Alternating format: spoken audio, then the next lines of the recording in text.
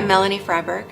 And I'm Craig Luker, and we've been attending Grace for about 13 years. I grew up in a Christian family, but then when I became 10, we moved across the country, and we didn't really find a church that we liked, and we stopped going. So I feel like I really actually came to faith when I was an adult, a young adult, and we had our first child was born.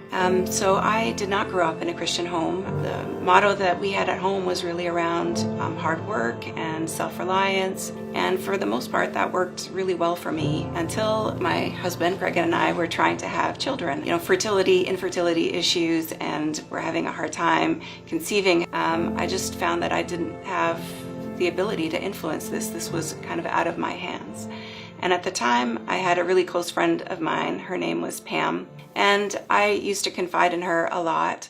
And she had also confided in me that at the time she had recently become a Christian. She had mentioned to me that she was praying for me and that she really felt in her heart that we would have a family someday. Nobody had ever said that they had prayed for me before. Here was this person who was praying for me, and more than that, she believed that something would come of these prayers. And it did come to be. So we adopted our first child, Jordan, and then later I became pregnant, and we have now two beautiful boys that are 16 and 15.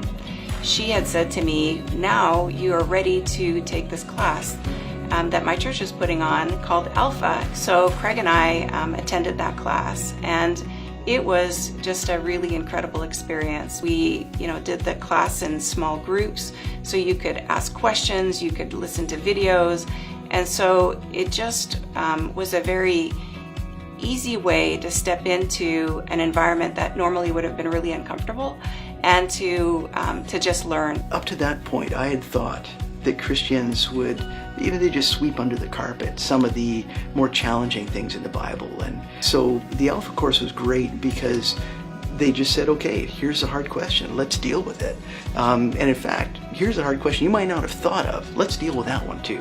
And I just really appreciated that intellectual honesty and openness to go after those things. My pastor suggested that I read Lee Strobel's books, The Case for Faith and The Case for Christ.